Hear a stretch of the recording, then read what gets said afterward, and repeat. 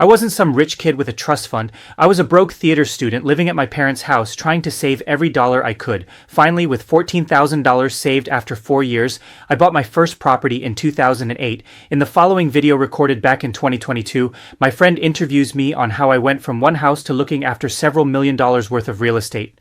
Anyone can do this, even a theater grad. I may have autism, so heavy editing was needed. Enjoy. Hey Ken, how's it going? Hey, not bad. Yourself? Pretty good. We're here to talk about your real estate business. I don't know about you, but I'm having a cider. I can't think of a better way to talk about real estate than to have a drink. And thank you for doing this, Henry. I really appreciate your time to come out and do this interview. So really appreciate that. No worries. We're just having a chat, just letting people know pretty much this passion of yours, because I know you talk to me a lot about it, and you certainly have your fair share of different experiences. And I know you love to share your knowledge and to be able to get like-minded folks together to do the work that you do. Cool. That's awesome. Okay, if I'm correct, you got into this, I want to say 15 years ago, something like that? Yeah. You got your first place. 2008, so 2008, yeah. 14. So yeah. Okay, what was it again? It was like a semi-detached house, or? It was a semi-detached house at Woodbine and O'Connor. Before that, I was interested in real estate because when I was in theater school, after the first year, I realized that, geez, when I graduate, it's going to be quite tough finding a job. So then I stumbled upon this book called Rich Dad Poor Dad. And then from there, it inspired me to call a real estate agent. And then they told me to find a mortgage broker. So then I contacted them and they told me what I had to do in order to save for that down payment, which was 2 years of self-employed income, or I need some sort of pay stubs to show that I'm employed. And then from first year to the fourth year, I've saved as much as I can. At the end, it was around 14,000. It was 5% down to purchase that house. And I also teamed up with Udan, which is my wife now. We purchased that. I did the down payment. She financed the renovations. We had a family friend that did the renovations. Once that's done, we rented out the main floor and second floor. And then I guess that's where it pretty much started. We just kept doing it. And at one point, we got to a situation in which we used her student loan to purchase a property out in Hamilton. This was 2010. That one was quite tough. After the first one, we thought we can do anything, but we made a few mistakes. So we learned from Hamilton and we dialed back and just focus our minds and then try to continue to do that. We only have very limited funds, so we put our own savings in. And then when we ran out of that, we used the student loan. We started using private money, line of credits. And then also we did VTB, which is vendor take back, where the seller would lend you the money to buy their property. Normally, they're usually quite desperate at that time. And now I went back to Hamilton last year to do a syndication. We're still working on that. And I just recently got an accepted offer in Sudbury. So we're doing a syndication deal for that. Cool. Hey, let's step back a bit. Like you said, that your first place was 2008. This means you just finished school and you say you went to theater school.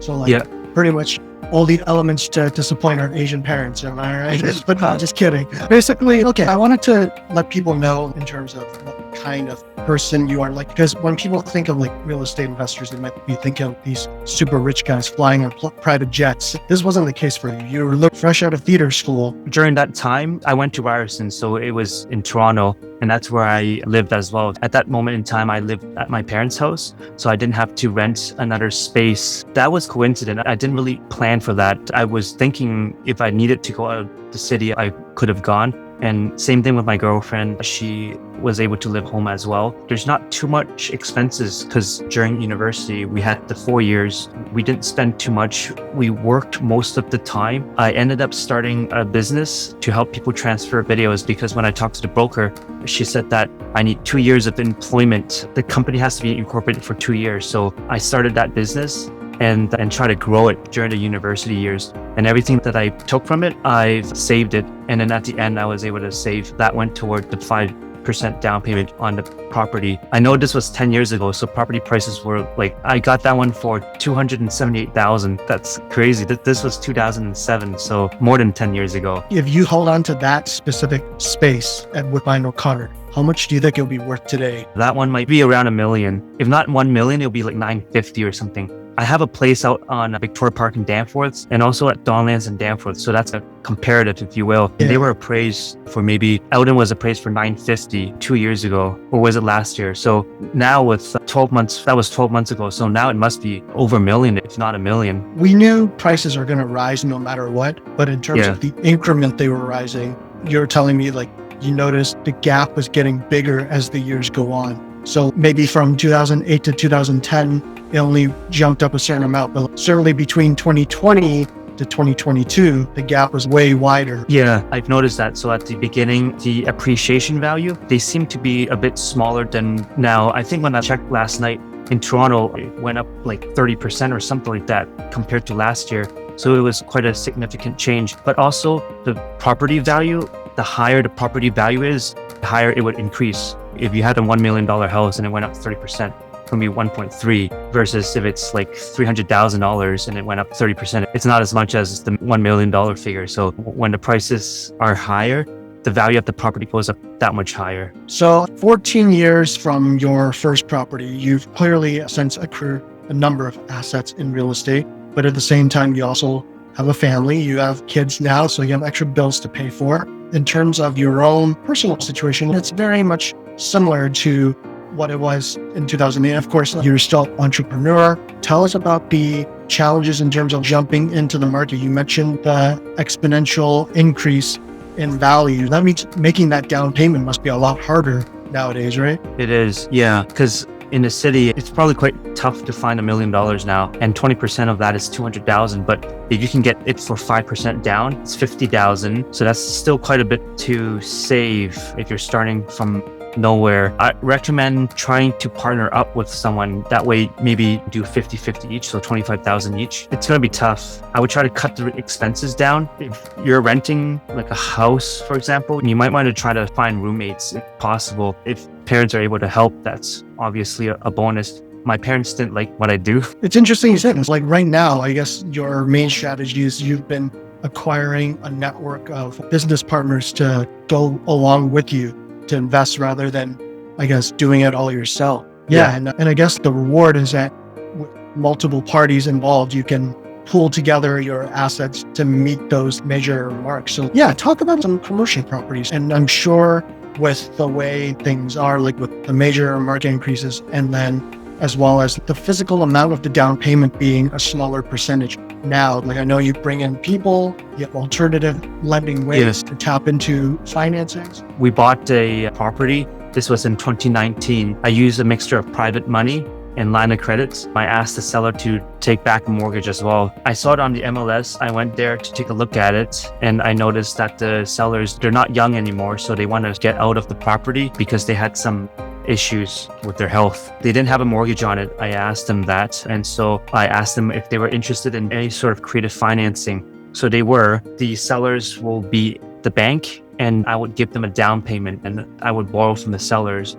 And we work out a structure for that. I borrowed the down payment from another property. So the first one is always the hardest to get, because after that, you can use the equity from the other ones to help pay for that down payment. So I borrowed money from another property to give as a down payment to these sellers. They gave me a loan, and each month I gave them a certain amount for 2 years was the term. And then during this time, I used my line of credit to renovate as many units as I can, and the objective is to complete 15 units. I quickly ran out of cash, so I needed to ask other investors to lend money. Once that unit was completed, we're able to cover the debt service for that particular loan. So if I rented it out, let's say I pay $50,000 to renovate that unit, and it generates, let's say, $1,500 in rent, and the loan on that was, let's say, $800, then I can still survive for that month. So it's just a matter of math. That's how I structured the loans with the other investors. To pay them back, once this 2-year term is up with those sellers, I'm going to ask the bank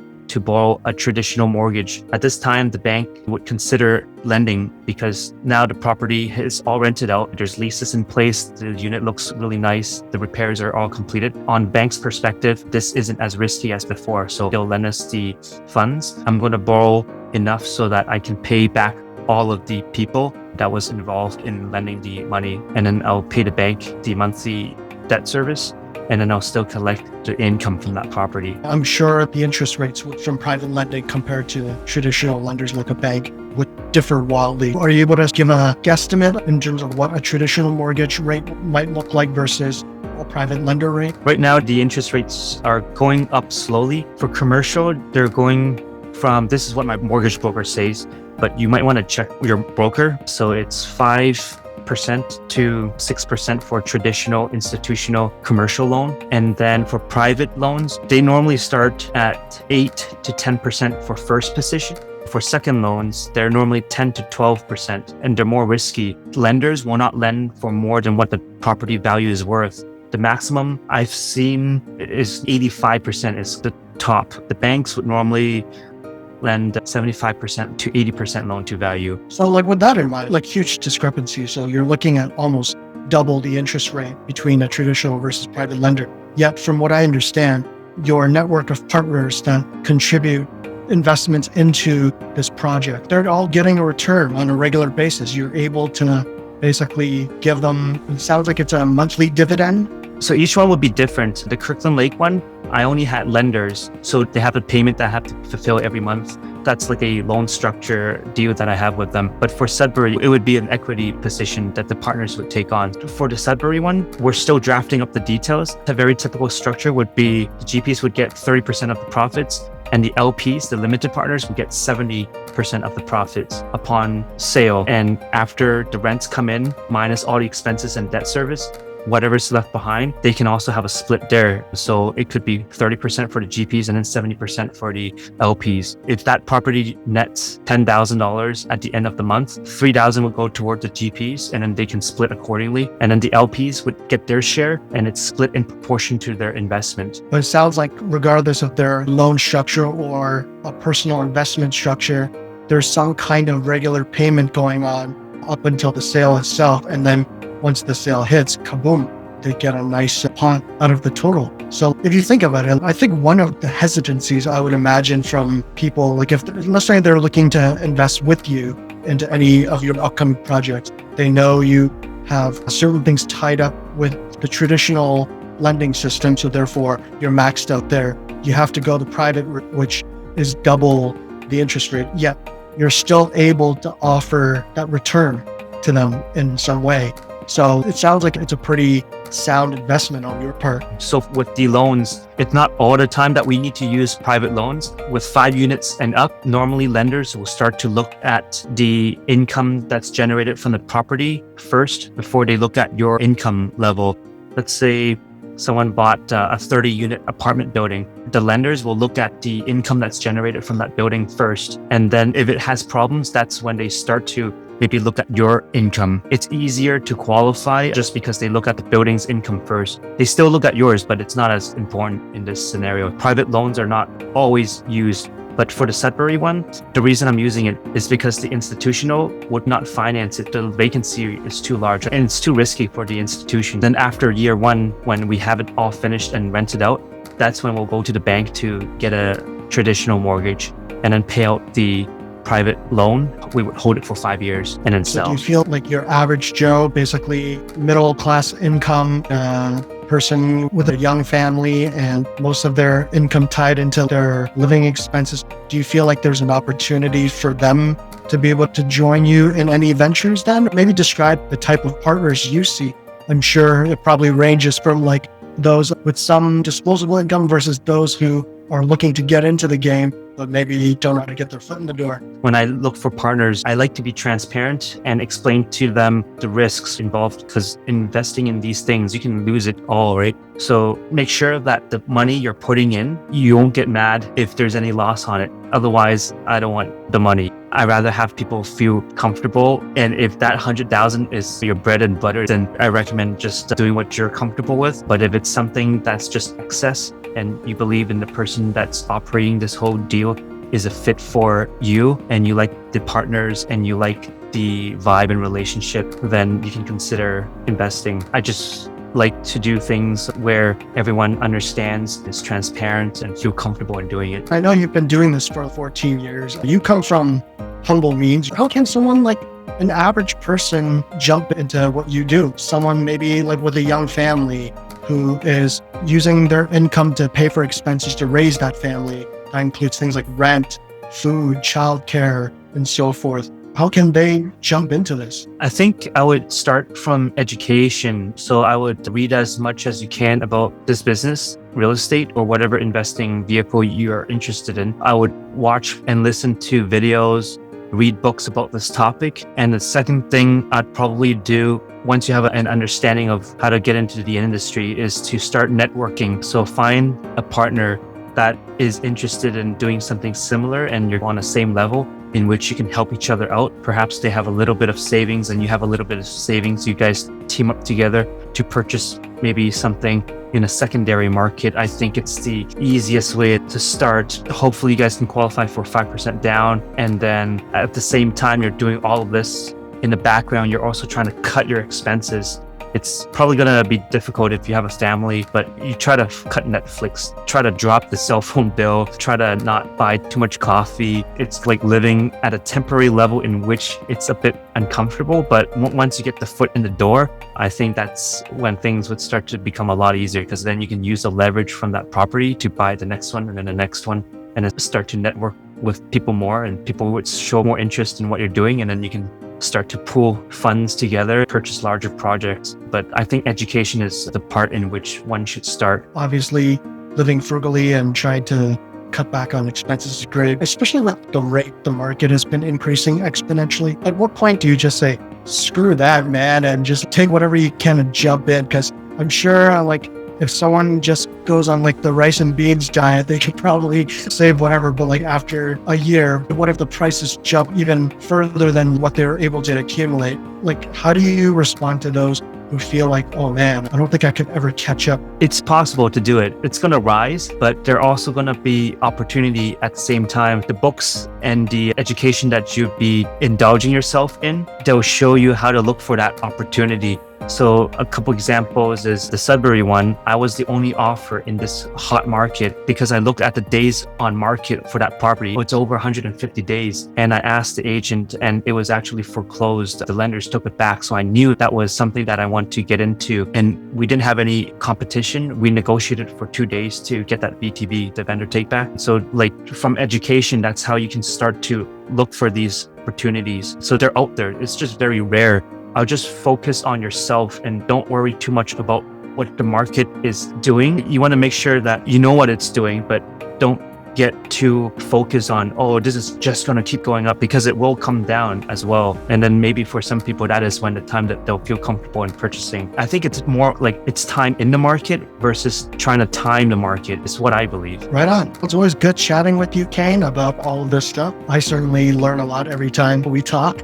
Hopefully everyone else who's watching this gets a kick out of it. Awesome. Thank you for your time, Henry. Thank you, man.